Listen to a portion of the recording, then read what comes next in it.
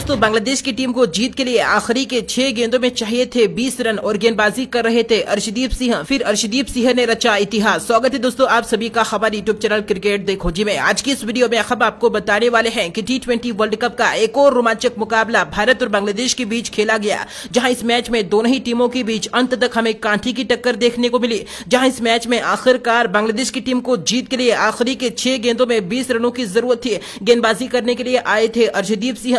आखिर कैसे अर्शदीप सिंह ने अपनी तेज तर्रार गेंदबाजी से बांग्लादेशियों के परखच्चे उड़ा दिए। इस मैच की पूरी हाईलाइट और अंतिम ओवर का पूरा रोमांच आज के इस वीडियो में पूरी तरह से विस्तार से बताएंगे। लेकिन उससे पहले दोस्तों अगर आप भी टीम इंडिया को सपोर्ट करते हो, टीम इंडिया की जीत को लेकर खुश हो, तो इस वीडियो को एक लाइक जरूर करें और इस वीडियो को शेयर जरूर करें। तो चलिए दोस्तों बिना वक्त गवाए हम इस वीडियो को शुरू करते हैं। दोस्तों T20 विश्व कप में भारतीय टीम का चौथा मुकाबला बांग्लादेश के खिलाफ खेला गया, जहां दोनों ही टीमों के बीच हमें कांटे की टक्कर देखने को मिली। इस मैच में बांग्लादेश की टीम ने टॉस जीतकर पहले गेंदबाजी करने का फैसला किया, तो वहीं पर भारतीय टीम को पहले बल्लेबाजी करने का न्योता दिया। अब इस मैच की शुरुआत हुई। अब भारतीय टीम की तरफ से ओपनर बल्लेबाज के तौर पर रोहित शर्मा और KL राहुल की जोड़ी बल्लेबाजी करने के लिए मैदान पर उतरी, जहां दूसरी ही ओवर में KL राहुल ने एक आकाशीय छक्का लगाकर अपने मंसूबे को साफ कर दिया था। लेकिन दूसरी तरफ से रोहित शर्मा कुछ खास बल्लेबाजी नहीं कर पा रहे थे। वहीं दोस्तों इनिंग्स के चौथे ओवर में रोहित शर्मा हसन महमूद की गेंद पर मात्र 2 रन बनाकर अपना विकेट गंवा बैठे और पवेलियन लौट गए। लेकिन इसके बावजूद भी इसी ओवर में KL राहुल ने एक शानदार चौका और अगली ही गेंद पर एक ताबड़तोड़ लाजवाब छक्का जड़ दिया। तो वहीं पर इसके बाद 5वें ओवर में विराट कोहली ने भी शानदार बल्लेबाजी कर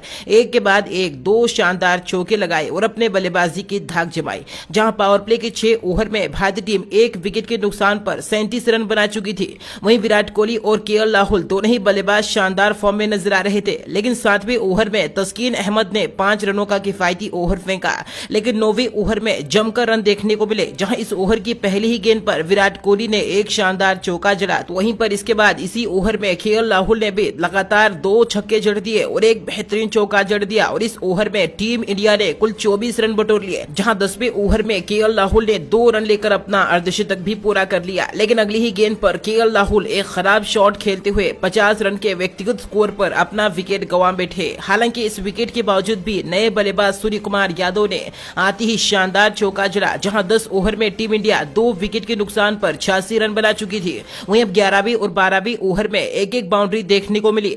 लेकिन इसके बाद 13वें ओवर में सूर्य कुमार यादव ने अपनी बल्लेबाजी का तूफान दिखाया और इस ओवर में सूर्या ने शानदार बल्लेबाजी कर एक के बाद एक लगातार 3 चौके जड़ दिए। लेकिन इसके बाद अगले ही ओवर में सूर्य कुमार यादव शाकिब अल हसन की गेंद पर क्लीन बोल्ड हो गए और 30 रनों की विस्फोटक पारी खेलकर पवेलियन लौट गए। हालांकि इस विकेट के बावजूद भी अगली ही ओवर में यानी कि 15वें ओवर में विराट कोहली ने बेहतरीन बल्लेबाजी करते हुए 2 शानदार चौके जड़ दिए, जहां 15 ओवर में टीम इंडिया 3 विकेट के नुकसान पर 130 रन बना चुकी थी। वहीं अब 16वें ओवर में हार्दिक पांड्या हसन महमूद की गेंद पर अपना विकेट गंवा बैठे और 5 रन बनाकर पवेलियन लौट गए। हालांकि विकेट के बावजूद भी विराट कोहली लगातार शानदार फॉर्म में नजर आ रहे थे। इसके बाद 17वें ओवर में दिनेश कार्तिक के बल्ले से भी एक शानदार चौका देखने को मिला। लेकिन इसी ओवर में विराट कोहली ने भी 2 रन लेकर अपना अर्धशतक पूरा कर लिया। इसके बाद अगली ही गेंद पर दिनेश कार्तिक भी रनआउट का शिकार हो गए और 7 रन बनाकर पवेलियन लौट गए। इसके बाद नए बल्लेबाज अक्षर पटेल भी ज्यादा देर तक नहीं टिक पाए और 19वें ओवर में 7 रन बनाकर अक्षर भी आउट हो गए।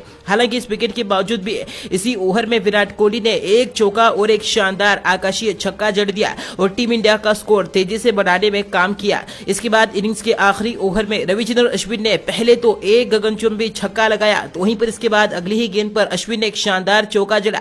इसी के साथ टीम इंडिया 20 ओवर के पारी में 6 विकेट के नुकसान पर 184 रन बना पाई, जहां बांग्लादेश के सामने टीम इंडिया ने 185 रनों का विशाल लक्ष्य रखा। वहीं दोस्तों 185 रनों के लक्ष्य का पीछा करने के लिए बांग्लादेश की तरफ से सलामी बल्लेबाज के तौर पर लिटन दास और नजमुल हुसैन बल्लेबाजी करने के लिए मैदान पर उतरे। अब इनिंग्स के दूसरी ही ओवर में लिटन दास ने अर्शदीप सिंह को एक ही ओवर में शानदार बल्लेबाजी करते हुए एक के बाद एक 3 ताबड़तोड़ चौके जड़ दिए। इसके बाद अगली ही ओवर में भुवनेश्वर कुमार के खिलाफ भी लिटन दास ने कड़ा प्रहार किया, जहां दोस्तों लगातार एक छक्का और एक के बाद एक 2 शानदार चौके जड़ दिए। लिटन दास काफी बेहतरीन बल्लेबाजी करते हुए नजर आ रहे थे और बांग्लादेश को एक बेहतरीन शुरुआत भी दिला चुके थे। जहां दोस्तों अब दूसरी तरफ से नजमुल हुसैन बेहद ही धीमी गति की बल्लेबाजी कर रहे थे। वहीं दोस्तों 5वें ओवर में लिटन दास के बल्ले से एक और आकाशीय छक्का देखने को मिला। इसके बाद अगली ही ओवर में मोहम्मद शमी की गेंद पर लिटन दास ने एक और करारा चौका जड़ा और अगली ही गेंद पर एक गगनचुंबी छक्का लगाकर मात्र 21 गेंदों में ही अपना अर्धशतक पूरा कर लिया। पावर प्ले के 6 ओवर में ही बांग्लादेश की टीम बिना कोई विकेट गंवाए 60 रन बना चुकी थी। भारतीय टीम लगातार विकेट की तलाश में थी, लेकिन कोई भी गेंदबाज विकेट हासिल नहीं कर पा रहा था। लेकिन 7वें ओवर में कंप्लीट होने के बाद बारिश की वजह से मैच को रोकना पड़ा। वहीं दोस्तों बारिश के कारण मैच को अब 16 ओवर का सेट किया गया, जहां बांग्लादेश की टीम को जीत के लिए आखिरी के 9 ओवर में 85 रनों की जरूरत थी। अब दोस्तों बारिश के बाद खेल शुरू हुआ। भारतीय टीम को पहली ही सफलता लिटन दास के रूप में मिली। जी हां दोस्तों, लिटन दास 8वें ओवर के दूसरी ही गेंद पर रनआउट का शिकार हो गए और 60 रनों की तूफानी पारी खेलकर पवेलियन लौट गए। हालांकि इस विकेट के बावजूद भी इसी ओवर में नाजिमुल हुसैन ने एक बेहतरीन चौका जड़ा। वहीं अगली ही ओवर में एक गगनचुंबी छक्का भी जड़ दिया। लेकिन 10वें ओवर में मोहम्मद शमी की गेंद पर नजमुल हुसैन आउट हो गए और 21 रन बनाकर पवेलियन लौट गए। जहां 10 ओवर में बांग्लादेश की टीम 2 विकेट के नुकसान पर 88 रन बना चुकी थी। अब बांग्लादेश को जीत के लिए आखिरी की 36 गेंदों में 63 रनों की जरूरत थी। 11वां ओवर अश्विन लेकर आए, जहां इस ओवर में शाकिब अल हसन ने अश्विन को एक के बाद एक 2 बेहतरीन चौके जड़ दिए। अश्विन ने इस ओवर में 11 रन खर्च किए। लेकिन इसके बाद 12वें ओवर में अर्शदीप सिंह ने अपनी गेंदबाजी से तहलका मचा दिया, जहां इस ओवर की पहली ही गेंद पर अर्शदीप सिंह ने आफिफ हुसैन को 3 रन पर आउट करके पवेलियन भेज दिया। तो वहीं पर दोस्तों इसी ओवर की 5वीं गेंद पर शाकिब अल हसन के तौर पर भी बड़ा विकेट हासिल किया, जहां शाकिब अल हसन अर्शदीप सिंह की गेंद पर 13 रन बनाकर पवेलियन लौट गए। इस ओवर में अर्शदीप सिंह ने 2 विकेट के साथ मात्र 2 रन खर्च किए। वहीं 13वीं ओवर में हार्दिक पांड्या गेंदबाजी करने के लिए आए, जहां इस ओवर में हार्दिक पांड्या ने पहली ही गेंद पर यासिर अली को आउट कर दिया। लेकिन अगली ही गेंद पर नए बल्लेबाज मुश्ताक हुसैन ने एक गगनचुंबी छक्का जड़ दिया। लेकिन अब इसी ओवर की 5वीं गेंद पर हार्दिक ने मुसद्दिक हुसैन को भी आउट कर दिया और पवेलियन का रास्ता दिखा दिया। बांग्लादेश की टीम को जीत के लिए आखिरी के 18 गेंदों में 43 रनों की जरूरत थी। वहीं दोस्तों 14वां ओवर अर्शदीप सिंह लेकर आए, जहां इस ओवर की पहली ही गेंद पर नूरुल हुसैन ने अर्शदीप सिंह को एक करारा चौका जड़ दिया।